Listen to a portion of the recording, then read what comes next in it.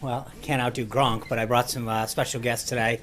As you know, the ambassadors for the UN Security Council are here today visiting, and Ambassador Haley wanted to come by and make sure we have an update as to what they're talking about, some of the issues. When she's done, she's got to join a meeting that's in progress. Secretary Mnuchin has some comments that he'd like to make. We'll take some questions from him and then resume the briefing. So without further ado, the Ambassador of the United Nations, Nikki Haley. Thank you, Sean. I will tell you, we have had an exciting day in D.C.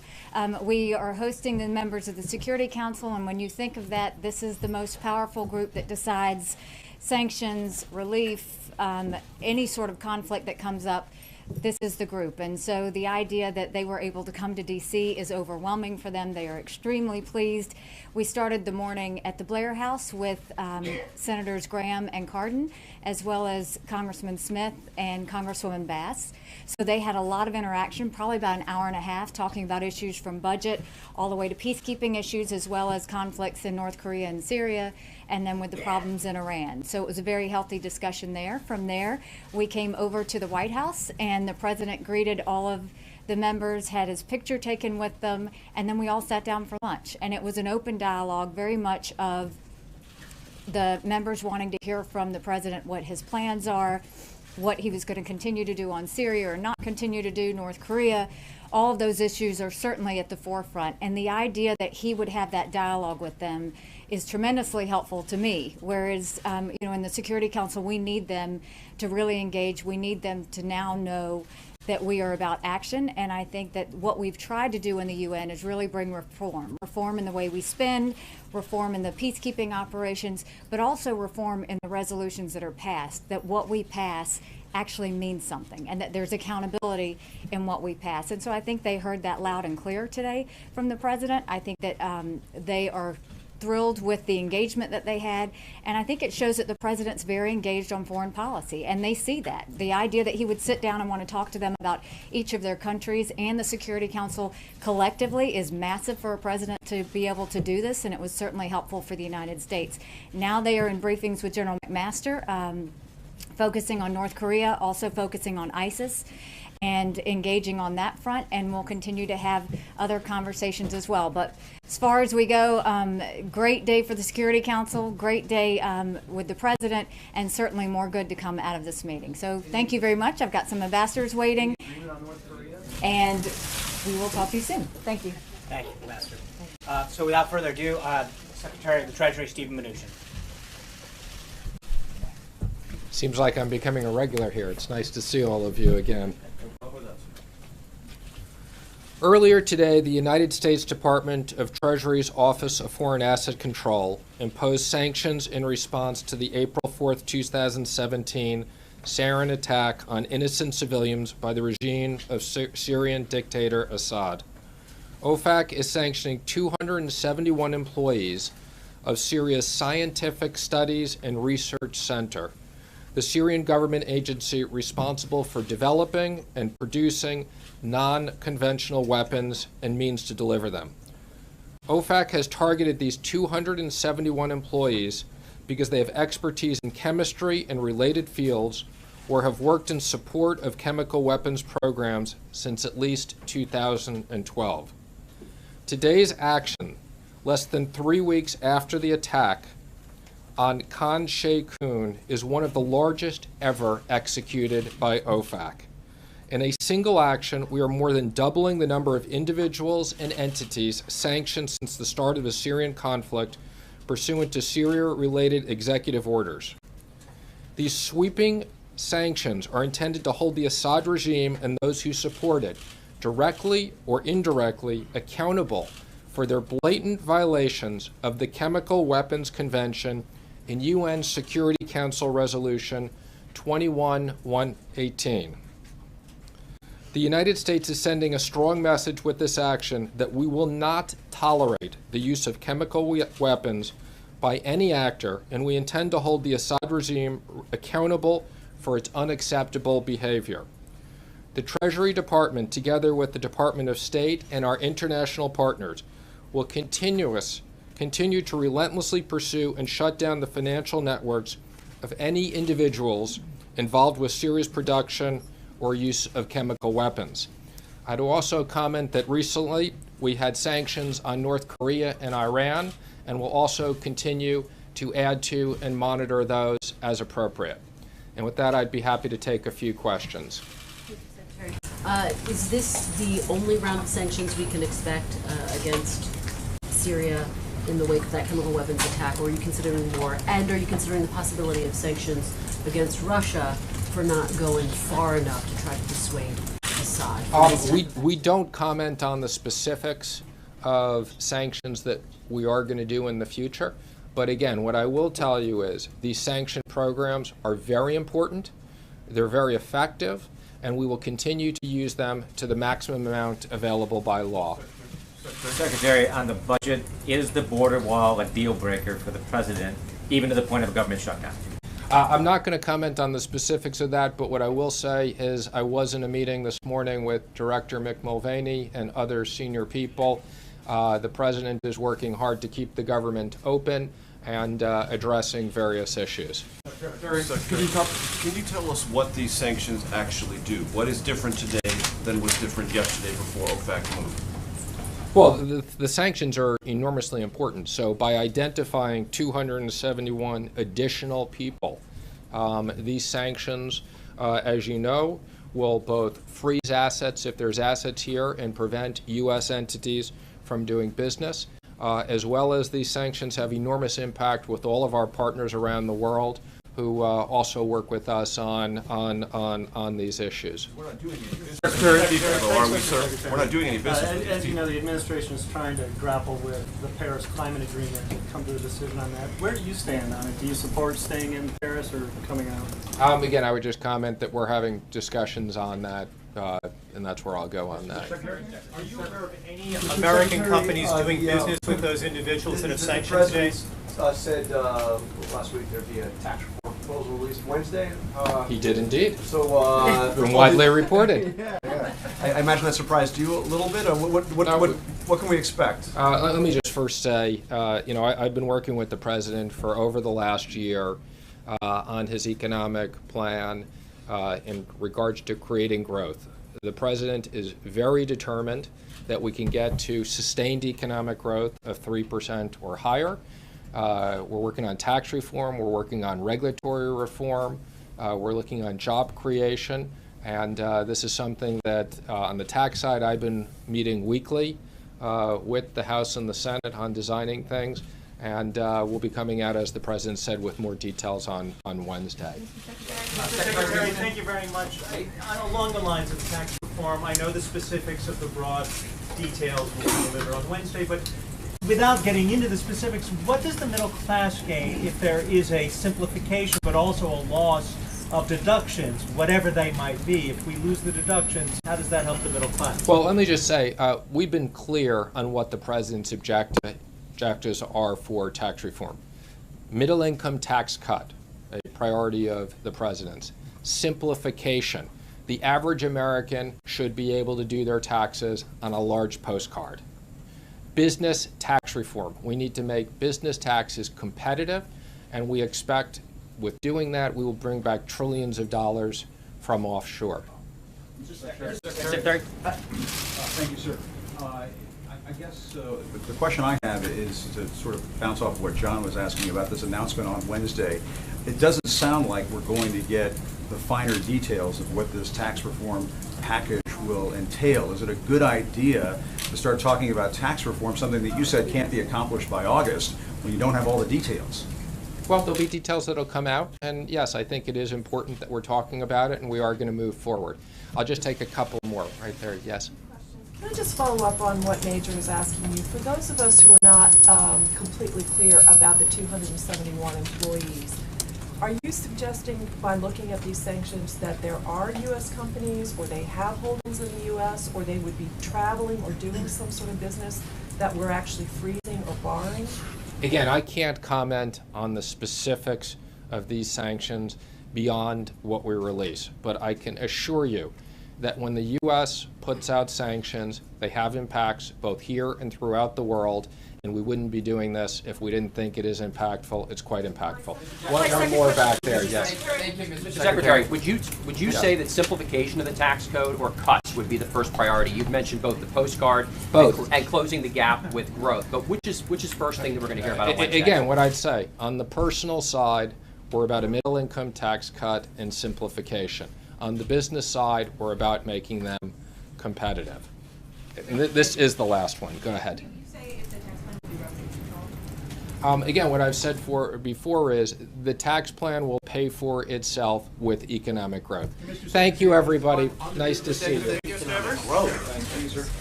Thank you, Mr. Secretary and Ambassador Haley. I just want to kind of walk through what the rest of the day and the week, and then we'll get to some questions. As you know, this morning the President had a call with German Chancellor Merkel, who had extended a gracious invitation for the first daughter and assistant to the President, Ivanka Trump, to attend the W20 summit. Tomorrow, Ivanka will be in Berlin at the W20 participating in a panel that is entitled Inspiring Women, Scaling Up Women's Entrepreneurship. This follows the roundtable on vocational education and workforce development, issues that are central both to Ivanka and the Chancellor's agenda that they hosted here at the White House in March. While in Germany, Ivanka will also visit a school for interactive tour and discussion with students participating in the Apprentice program. In commemoration of Holocaust Remembrance Day, she will visit the memorial to the murdered Jews of Europe in Berlin. A readout of the President's and Chancellor Merkel's call should be out already. Following that call, the President spoke with Dr. Peggy Whitson, the commander of the International Space Station, via video teleconference. As I told you guys last week, Dr. Whitson, who is on her third extended stay aboard the International Space Station, breaks the record for the most space time of any American astronaut. The President was honored to celebrate this incredible achievement by Dr. Whitson and the American space program and discuss the exciting future of space exploration and space science, including how the Inspire Women Act, which the President recently signed, ensures that NASA continues recruiting women for important STEM-related jobs in aerospace. After that, as I mentioned at the top, the President had a working lunch with UN Ambassador Nikki Haley and the other ambassadors of the countries that are part of the UN Security Council. Under the President's leadership, America has once again taken a leadership role on the world stage, and our global partners have welcomed this renewal of American diplomacy. Later on this afternoon, the President will sign a proclamation on Holocaust Remembrance Day, part of the week-long Days of Remembrance, first held in 1979 and later established by Congress as our nation's commemoration of the Holocaust. Tomorrow, as every president since the United States Holocaust Memorial Museum opened in 1993, President Trump will participate in a Days of Remembrance commemoration. As he said during his video message to the delegates of the World Jewish Congress Plenary Assembly, the Trump administration is committed to stamping out prejudice and anti-Semitism everywhere it is found. Following the proclamation, the President will host a credential ceremony for newly appointed ambassadors.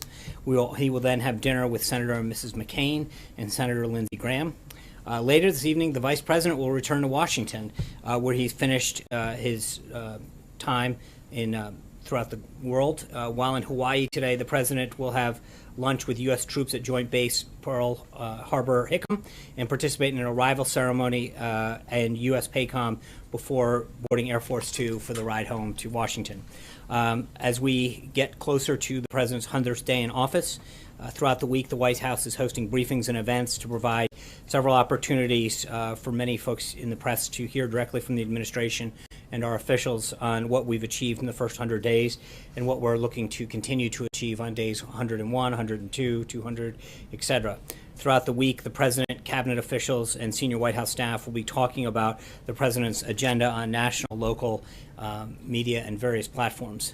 Finally, I wanted to acknowledge the distressing reports regarding American citizens coming out of the Ukraine and North Korea. We're deeply saddened by the death of a paramedic and United States citizen serving in the Organization for Security and Cooperation in Europe Special Monitoring Mission. We extend our deepest condolences to his family, friends, and loved ones, and wish his colleagues who are injured in the blast a quick and speedy recovery. We call on all parties to cooperate with the Special Monitoring Mission to allow it to fully investigate this incident. The tragic death of a staff member only serves to underline the urgent need for all sides, particularly the Russian-led separatist forces, to implement their commitments under the Minsk agreements. We are also aware of reports that a United States citizen was detained in North Korea over the weekend. The protection of United States citizens is one of our government's highest priorities. I would direct any further inquiries on this matter to the State Department. Also on North Korea, on Wednesday, the White House campus will play host to a briefing for all 100 U.S. senators on the subject. The briefers will be Secretaries Tillerson and Mattis, Director Coates, and General Dunford. This is a Senate briefing convened by the Majority Leader, not a White House briefing. We are just serving as the location. For further questions, I would direct you to the Majority Leader's office and the office of the 4 briefers. With that, glad to take a few questions. Yep. Talking about the budget, how committed is, if this was asked earlier, but can you talk about how committed the president is to having the border wall funded this week, or having some funding in that spending bill? And if it's not in there, will he sign it? Well, again, those negotiations continue with House and Senate leadership. Obviously, the money for our military and our border security and wall have been part of that request, and that is something that those are the president's priorities heading in, with respect to the CR and keeping the government open. I think we feel very confident where we're headed, and I'm not going to get ahead of the negotiations that are ongoing. Director Mulvaney has been very, very deep in those discussions, and I expect there to be an announcement soon but I'm not going to start to take things on and off the table with respect to what the president may or may not do. Phil. Yeah, Sean, just doubling up on that question there about the CR debate and the funding, does he specifically expect there to be funding for the border wall, or would border security measures be enough to satisfy the president? And how do you differentiate between the two? For example, what could be funded in the CR that you could say is part of the wall, even if it's not explicitly right? So there's obviously a lot of components to that. You've got fencing and drones, and I don't want to get ahead of those negotiations. They are ongoing, but the president's priorities have been very clear from the beginning. It sounds, Sean, just to follow up, that are we backing off on the wall? Are we saying it is on the table? No, we're saying that the president has made very clear that he's got 2 priorities in this continuing resolution. Number 1, the increase in funding for the military, and number 2, for our homeland and border security and the wall. But I'm not going to start to get into, we were having a negotiation with House and Senate leadership, and to prejudge where it ends up at this point would be, would not be prudent. Trey. Thanks, Sean. I have 2 questions for you. On the Syrian economic sanctions, how will the administration determine how effective they are? Well, I think there's going to be a lot of ways, but I think first and foremost is to send a clear signal to make sure that they understand that we don't take their actions lightly, and that we want to do everything we can to have stability in the region. So I think there's going to be a lot of ways in terms of their behavior going forward that we'll know whether they're working. But I think, as the president has made clear, and Secretary Mnuchin just did, I think we have a lot of tools at our disposal to try to achieve an outcome that brings stability to that region. And my second one, on North Korea, the fact that a 3rd U.S. citizen has been detained by the regime in Pyongyang, does this make it more difficult for the president to negotiate through China to try to denuclearize North Korea? No, I think China, and we noted it before, Ambassador Haley noted it in several interviews this morning, but China has been very, very helpful in this process and continues to be, and I think we hope to see a change in behavior, but it is a very positive sign, the level of engagement that China has enacted. Is the Trump administration calling for the release of this U.S. citizen currently being detained? Well, absolutely. I mean, we want to make sure that all of our citizens are protected and returned home, but the State Department is playing the lead on that. Amen. Thanks, Sean. As you know, there's quite a bit of concern among Republicans on Capitol Hill about the federal deficit. When you roll out the tax plan on Wednesday, are you also going to include pay-fors in there? That is, those things that raise revenue as well as those things that are tax cuts, so that conservatives can be confident that this won't blow a hole in the deficit? Yeah, I think we will have further details. I'm not going to get ahead of the president's rollout, but I'm not going to the level of specificity in terms of the pay-fors and the cost. We'll have to see how comfortable the president is. Jennifer.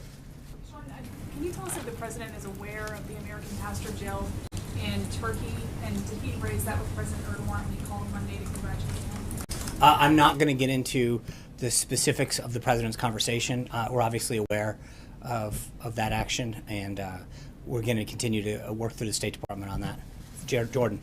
Thank you, Sean. Can you explain why President Trump didn't use the word genocide to refer to the killing of 1.5 million Armenians in his statement today? Yeah, the statement that was put out is consistent with the statements that have been put out for at least several of the past administrations. So I think if you look back to the language that President Obama, President Bush, et cetera, have used, the language that the president used is consistent with all of that.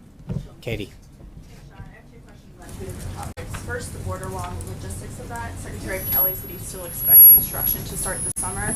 There are still a few ranchers in Texas and Arizona who welcome the security but are skeptical of giving up family-owned land that's been in their families for generations. So what is the White House message to them directly, and what can you guarantee that they'll be compensated? I think we will do everything in accordance with the law. This has been an issue that has gone on several times as that issue has been raised over the last several decades, or excuse me, several years.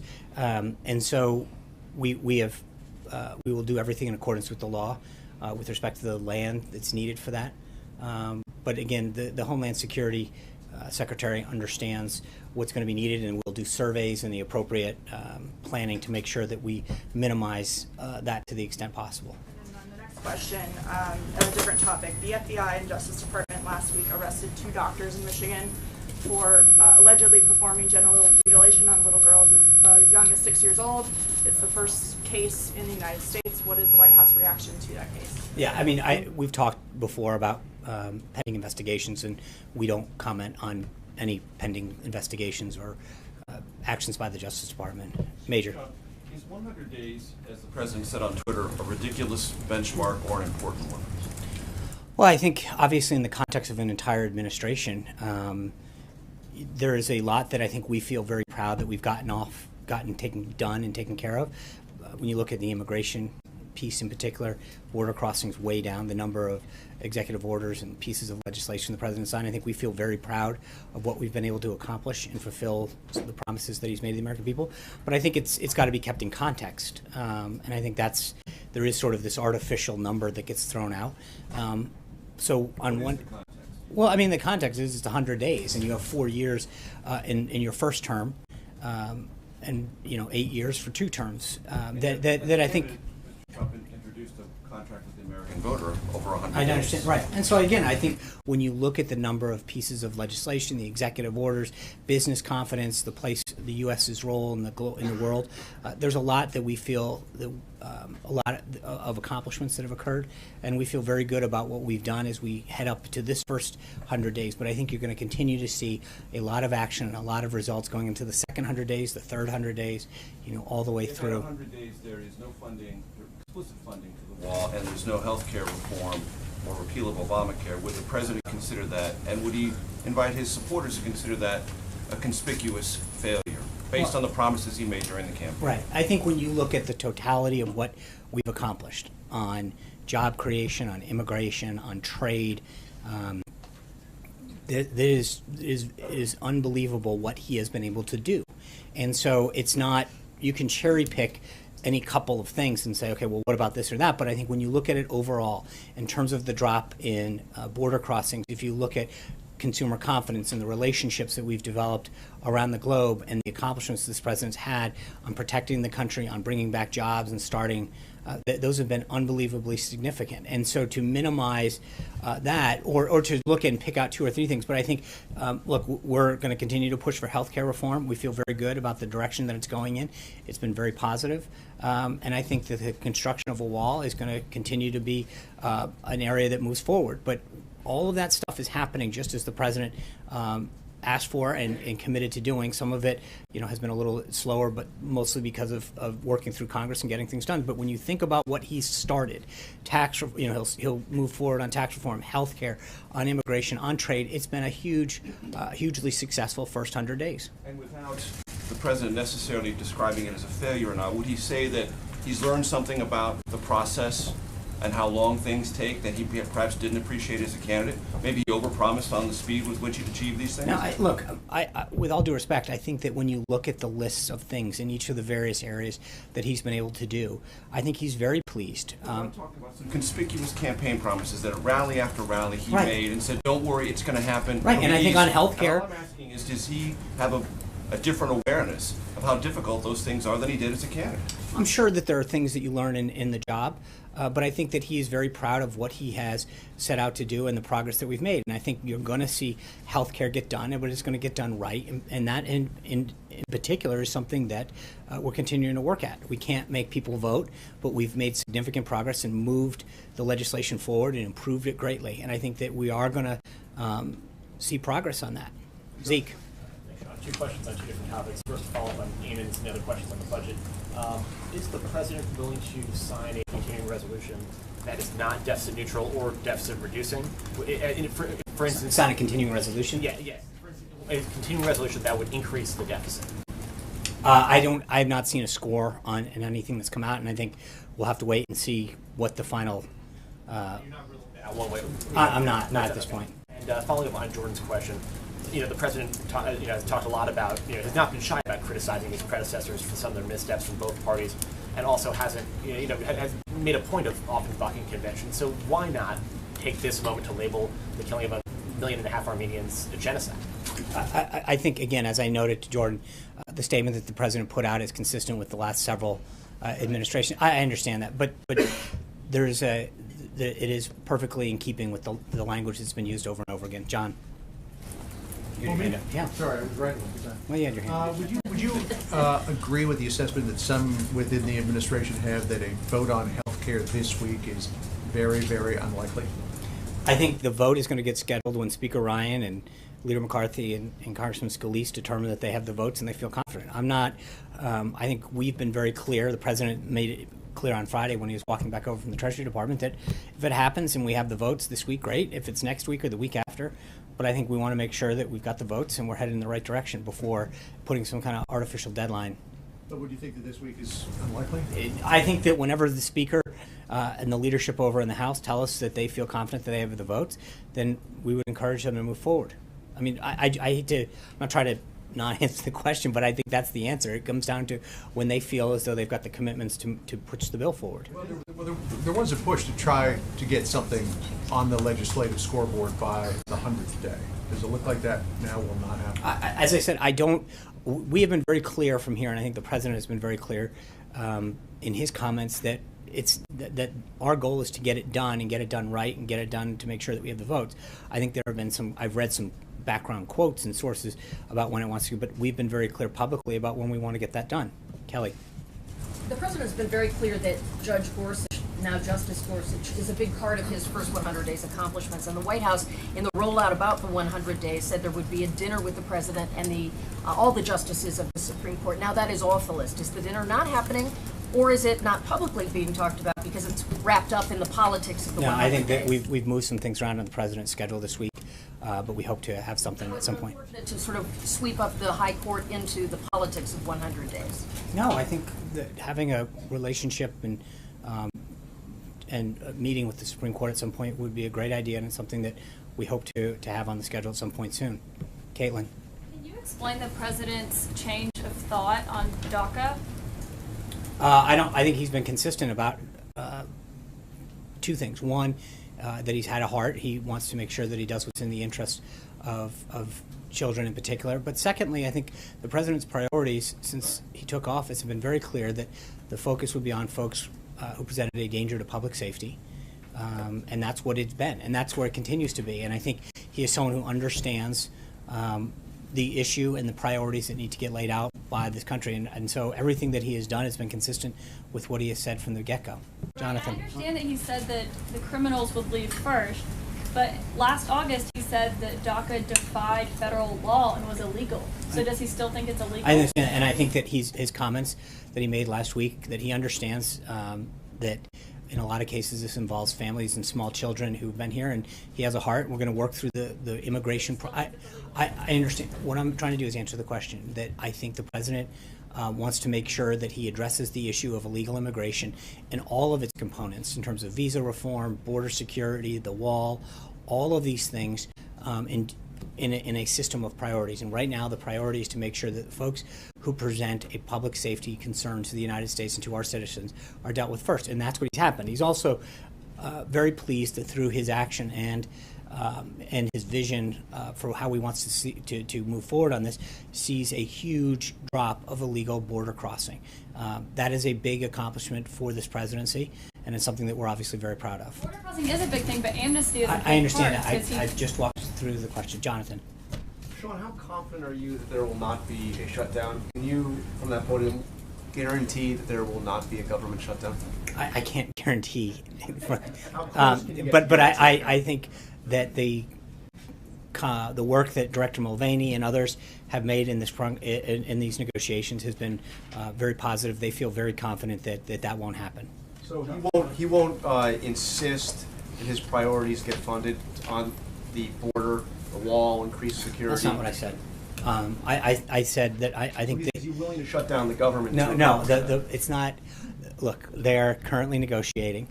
We feel very confident that they understand the president's priorities and that we'll come to an agreement by the end of Friday. And on the 100 days, if I can just follow up, the contract with the American voter that the president signed included 10 pieces of legislation.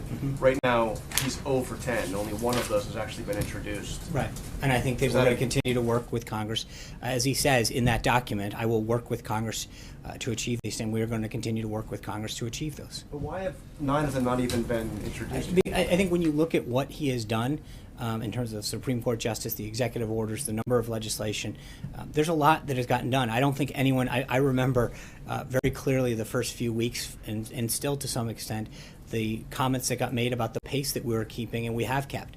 The president has been extremely busy, and I think when you recognize the amount of issues that he's tackled, the amount of progress that he's made, it is very significant, and we will continue to present all of that throughout the week. But again, as I said to Major, I think you can look at a few of these areas and nitpick a couple of them, but I think overall, he has signed a record number of executive orders. He has rolled back regulatory reforms. No, I understand that, but right. To take action. But I don't think there's any question that the president has done a significant amount for the American people on the issues that he has put forward during the campaign. Just to be clear, you're not describing the wall and healthcare as nitpicking. Jim. Are you? No, I'm not. Neither of the. No, I'm not. Those pieces are not small, but I'm saying in terms of overall what he has accomplished has been unbelievably significant.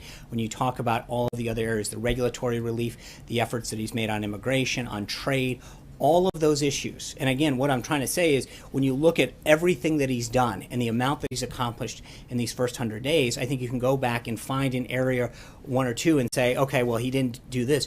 But I think you have to look at it in totality of what he actually did get done. John, Jim. on the wall, why is there even a discussion about shutting down the government over paying for the wall? Isn't Mexico supposed to pay for the wall? Well, I think, Jim, the president has made very clear that initially we needed to get the funding going, and there's be several mechanisms to make sure that that happens. That funding piece will happen in due time. Alexis. That is a promise that the I president understand made that. during the campaign It time is- and no, again, no, but he also that Mexico would pay for the wall. Right. And now we're having a discussion that the No, no, government we- might shut down over the wall. Who's going to pay? Right. So a couple things. One, as I pointed out to Jonathan, we feel very confident the government's not going to shut down. Number two is I think the president has been very clear in the past about the fact that, and this is not a new thing, he talked about this, that in order to get the ball rolling on border security and the wall, that he was going to have to use the current appropriations process, but he would make sure that that promise would be kept as far as the payment of it. And just a real quick follow-up. If border crossings are down, and that's a talking point that the White House uses time again, is the wall even necessary? Absolutely. The wall it does several things. How can the border crossings be down? Because the I president's think- saying, well, we're going to have all these drugs flowing in if we don't have the wall. Because you can't, just because you have a couple good months in a year, I think you want to make sure that you take prudent long-term steps. I mean, so the president is going to fulfill, and frankly, it's a promise that he made to the American people. I think if you're coming in from our southern border, he has taken a lot of steps so far that has deterred border crossing. But this is a permanent step that will extend beyond his presidency. 8 years from now, the next president will have that wall in place to make sure that it doesn't continue. So that Mexico's going to pay for it. That's right. Thank you, Alexis. Sean, this might relate to Jim's question too, but on Wednesday, I have two questions. On Wednesday, when we see the outline that Secretary Mnuchin was just describing, will the president help aim Congress toward his decision about whether the border adjustment tax is the right idea? And also related to that, whether the pay-fors for the wall that might be of interest to lawmakers will become evident as part of the outline of what he'd like to do in terms of taxes. Right. Well, I don't mean to evade that, but I think there's a reason he chose. We're waiting till Wednesday to have the details that he wants to share out. I'm not gonna. We got a couple days before that happens, so I'm gonna have to ask you to wait 48 hours. Say whether we will have a generally better idea. I can will tell we you. have a generally better idea of where he? I think you'll have a better idea of where the president stands on tax reform and what he wants to accomplish. Yes, John. Wait. I have one follow-up. Okay. When you were just describing, and Secretary Mnuchin was describing, achieving economic growth of 3% or higher, which is slightly lower than what the president talked about in the campaign, which was a very ambitious goal of 4%.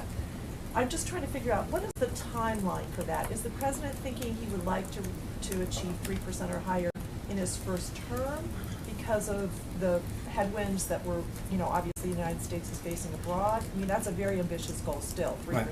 Well, and I think that he has taken a lot of steps, not just on the tax side, but on the regulatory side as well, that I think are clearly already paying dividends.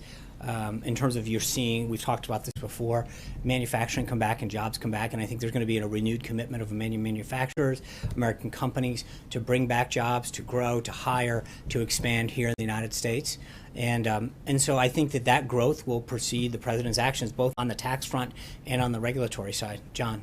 Thanks so much, Sean. As you know, the first go-around at replacing Obamacare was not successful.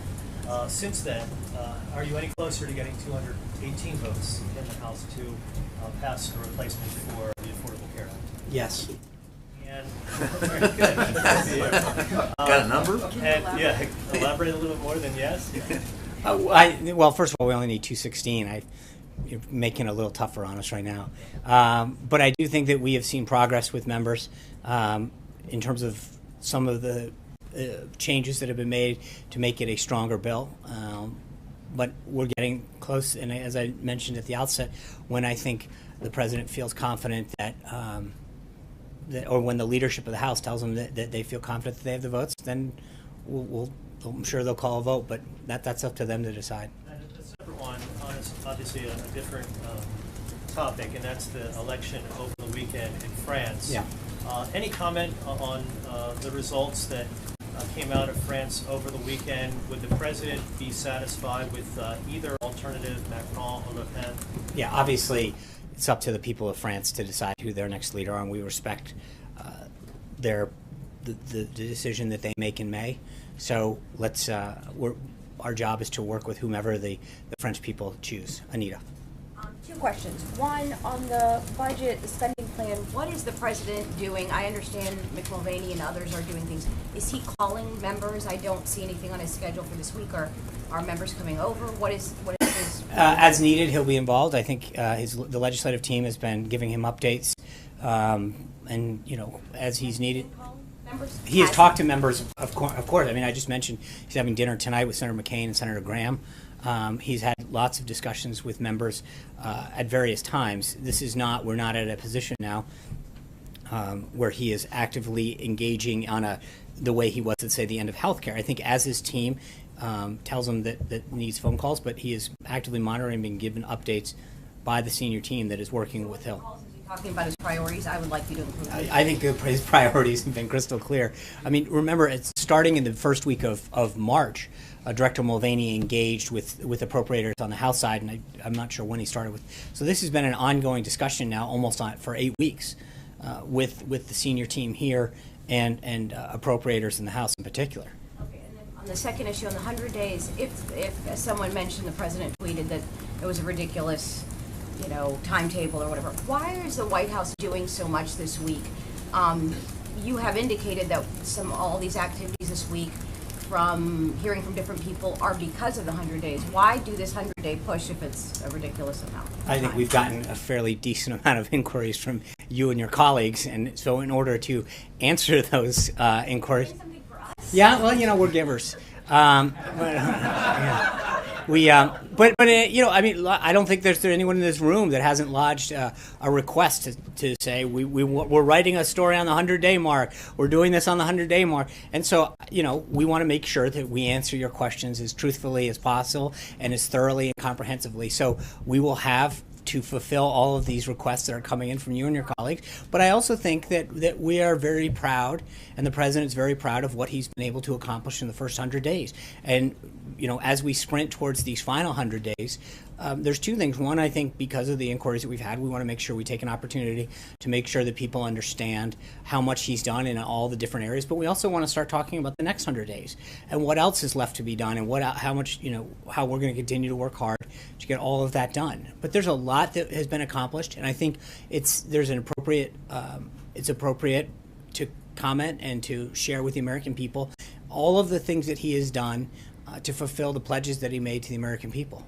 Clarify, are we going to hear, prior to the rally on Saturday, are we going to hear directly from him? There was some talk of a press conference. Yeah, I'll have further updates on the schedule going forward on Maybe not. Huh? The press conference? No, I will have, we're working out some scheduling issues for the rest of the week, and I'll make sure I give you an update as we move forward. Kristen. Thanks, Sean. I just want to circle back on health care, because at the top of the president's list of agenda items for the first 100 days was repealing and replacing Obamacare. So does the president want to expect to see a vote on health care this week? I'm sure, look, he'd love to do it.